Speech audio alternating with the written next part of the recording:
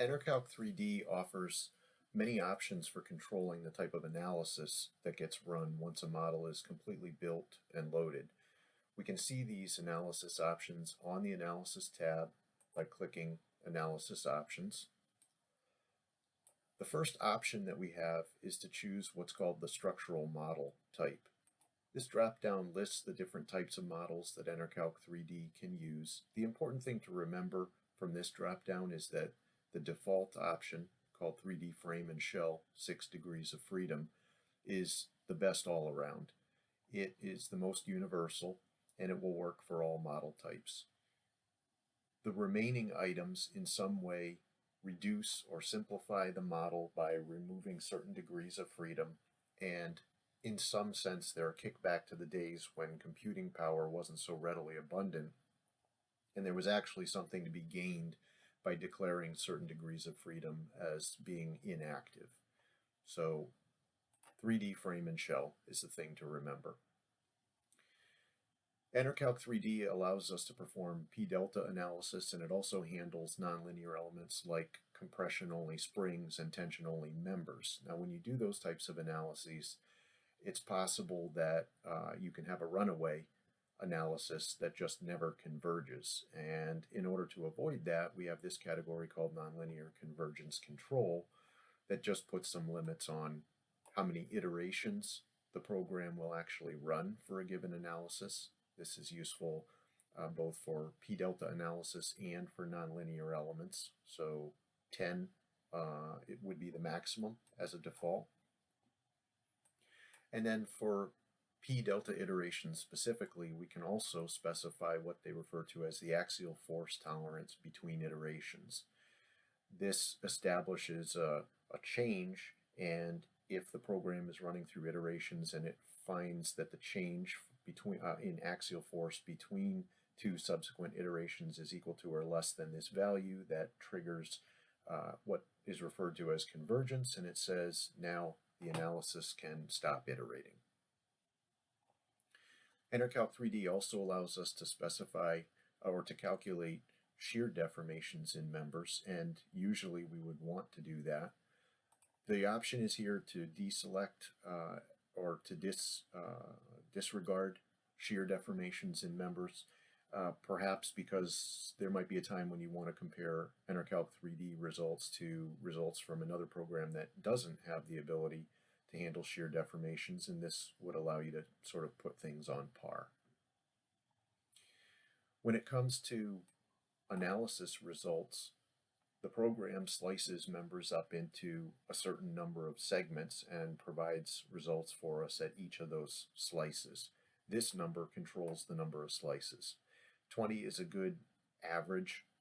It is the default, and it can be adjusted. It can be run up as high as 127 if there was a need for some very specific, precise results at very, very closely spaced locations, but of course that comes at a cost in terms of processing and output file size.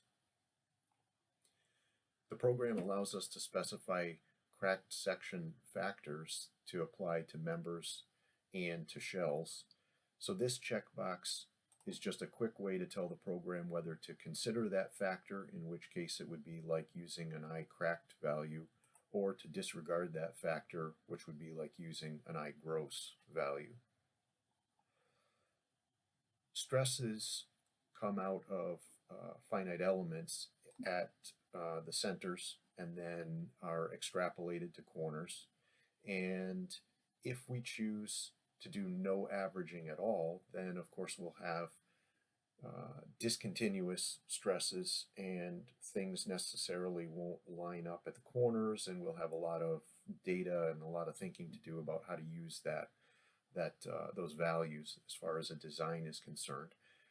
There may be a time where you want to use the no stress averaging, but most commonly you'll be looking at using some form of stress averaging, and these two options are explained in more detail in the user's manual to provide smoother contours and more useful data. When it comes to working with shells, the program is capable of using both a thin plate formulation as well as a thick plate formulation, and this checkbox dictates which of those plate formulations will be used for your run. And then for shells as well as for bricks, the program is also capable of using an incompatible formulation, which is typically recommended and comes in as the default, or obviously there's the option to deselect if there's a specific need to go with the compatible formulation. Now we get into the different solvers that are in the program. The first one is the 64-bit Skyline solver, and this one you can think of as the general all-around first go-to as far as a solver choice. Compare this one to the 128-bit. The 128-bit is much more accurate. It will take longer to run, and it's good for numerically sensitive models. Oftentimes the program will actually indicate when trying the 64-bit Skyline solver if it has trouble, and it will suggest that you run the 128-bit to see if that one can handle the analysis better. The third option is the 64-bit sparse solver.